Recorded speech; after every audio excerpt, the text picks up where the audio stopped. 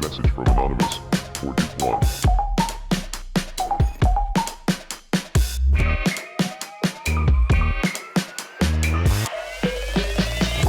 La llum constitueix una condició de possibilitat per a les imatges. Sense llum no funciona la mirada. No és possible pintar ni aconseguir que una càmera capte fotografies o filmi imatges en qualsevol tipus de format en cinema o vídeo.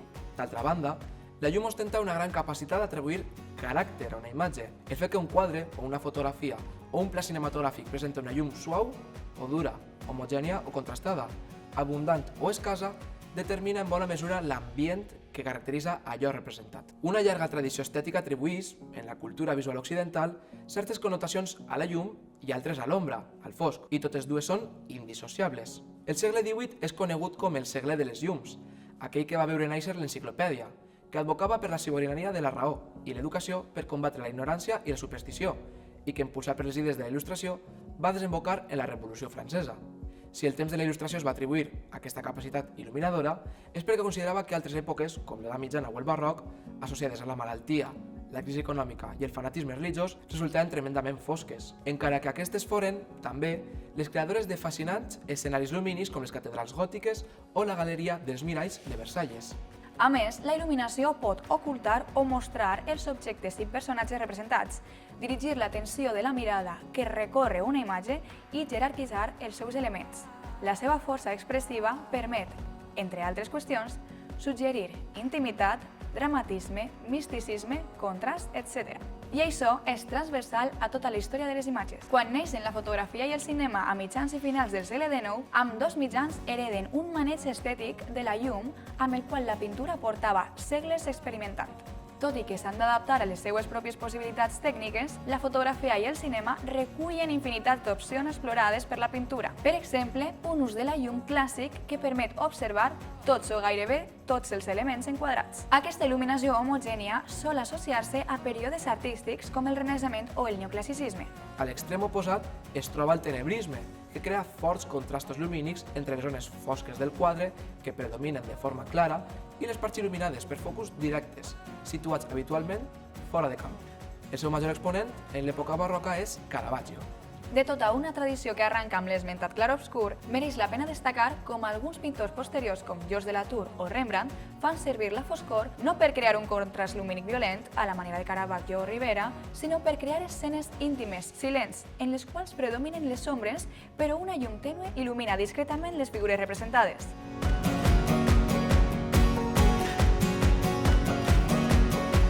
A partir de l'eclosió que l'art experimenta amb el romanticisme, que anteposa la subjectivitat de l'artista a les normes del cànon clàssic, la llum es converteix per a la pintura en objecte d'experimentació en si mateix, com també succeeix amb el color, el volum o la ruptura de les formes. Des de John Constable fins als impressionistes, passant per autors excepcionals com William Turner, l'art comença a prioritzar el suggeriment d'un ambient a través de la llum i el color per davant de la perfecció de les formes. Turner frega l'abstracció per compondre l'atmosfera de tempestes, incendis, naufragis o ferrocarrils embolicats en vapor creuant a tota velocitat. El fet que la impressió atmosfèrica resulta més important que la representació detallada dels paisatges, personatges i d'altres elements de la composició suposa una revolució en el món de la imatge. L'impressionisme és el moviment que porta a l'extrem la investigació de la llum i ho fa tenint els núvols, els llums del gas de les ciutats, els reflexos a l'aigua o l'oscil·lar de les fulles dels arbres, per posar només alguns exemples. Alguns dels seus autors, com Monet, van pintar una i altra vegada el mateix motiu en diferents estacions i a diferents hores del dia, per tal de comprendre els canvis lumínics. L'art que camina cap a finals del segle XIX, obrint la porta a les avantguardes, és sumament heterogeni. Sense ànim de revisar-lo per sencer amb rigor, podem esmentar que avantguardes abstractes com el rayonisme de Mario Larionov o l'orfisme de Sonia i Robert Delaunay renuncien per complet al figuratiu per experimentar en la representació de ras de llum i combinacions de colors.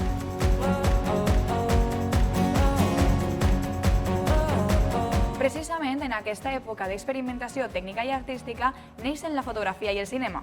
En ambdós mitjans fem servir uns conceptes molt similars per descriure la il·luminació, que consisteix en l'art d'il·luminar els intèrprets, models o objectes fotografiats o filmats per aconseguir una estètica o valor dramàtic concret. Distingim entre llum natural i llum artificial fent referència a aquesta última quan s'empren fonts lumíniques com làmpades o focus que ajuden a controlar la direcció i la intensitat de la llum. D'altra banda, parlem d'il·luminació dura, quan crea contorns i ombres molt marcats, donant lloc a un contrast potent. En canvi, la il·luminació suau, més difusa, dona lloc a una imatge amb poc contrast entre les zones més il·luminades, les altes llums, i les més fosques, anomenades ombres. En aquest sentit, diem que una fotografia on predominen les llums està en clau alta, mentre que si predominen les ombres és una fotografia en clau baixa. El contrast fa referència al grau de diferència existent entre la zona més clara i la més fosca de la imatge. Una imatge d'alt contrast presentarà blancs luminosos i negres purs. Per contra, un baix contrast implica una àmplia gamma intermèdia de grisos. També podem classificar la llum atenent la direcció de la qual prové. D'aquesta manera, la llum frontal elimina la majoria d'ombres de l'escena i dona lloc a una il·luminació uniforme. La llum lateral prové des de l'esquerra o des de la dreta de l'objecte il·luminat. La llum cenital il·lumina el subjecte des de dalt. Per contra, la llum contrapicada ho fa des de sota, distorsionant els trets. Finalment, el contrallum prové d'una font situada darrere del subjecte, ressaltant el seu contorn però deixant-lo en ombra. En cinema, la il·luminació és responsabilitat del director o directora de fotografia. A través de la il·luminació es regula la llegibilitat de la posada en escena, és a dir, allò que es permet veure o que s'oculta a l'espectador, que pot respondre a intencions dramàtiques molt diferents. La il·luminació clàssica busca un efecte natural a través de 3 punts de llum. Una llum principal que subministra la il·luminació dominant de l'escena, una altra difusa de farcit que suavitza les ombres i un contrallum que ressalta la figura de l'intèrpret. A més, la projecció d'ombres permet fer referència al fora de camp, és a dir, a tot allò que no es troba dins dels límits de l'enquadrament, però que, a través de les ombres, queda representat en ell.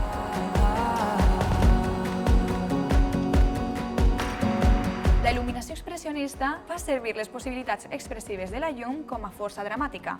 Va més enllà de l'expressionisme com a avantguarda i com a moviment cinematogràfic, tot i que hereta el seu nom i alguns trets com elevat contrast, llum dura i la creació de formes anguloses. En nombroses ocasions, provoca un fort contrast que es fa servir per traslladar poèticament tensions o violències relatives a l'univers de la pel·lícula i els seus personatges. La il·luminació expressionista és recurrent en el gènere de terror i el cinema negre, quan la llum, juntament amb la composició i el color del pla, dona lloc a imatges que convoquen referents pictòrics reconeixibles, parlen d'il·luminació pictorialista. A diferència de l'expressionista, aquest tipus d'il·luminació no compta amb uns trets definits de forma concreta. En qualsevol cas, hi destaca una potent força cromàtica i constantment una capacitat poètica que permet al pla significar com a imatge en si, transcendint l'acció narrativa del relat. En definitiva, comprendre com la llum crea ambients, efectes estètics, significats i situacions narratives en les imatges de tota mena ens obre un ampli horitzó per submergir-nos en la cultura visual tant de temps passats com del nostre propi. Per a continuar coneixent altres àmbits de la comunicació, no dubteu a consultar més vídeos d'aquesta sèrie. Fins aviat!